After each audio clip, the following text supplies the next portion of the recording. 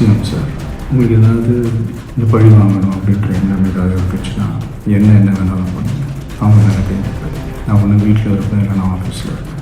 என்ன வேணாலும் சார், சீக்கிரமே எல்லா உண்மைகளும் வெளியில் வரும்.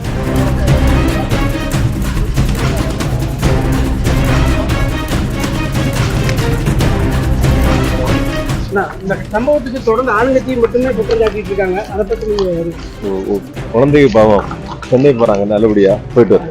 இல்ல தொடர்ந்து நேற்று டைரக்டா சிஎம்ஏவே குற்றம் சாட்டி இருக்காரு.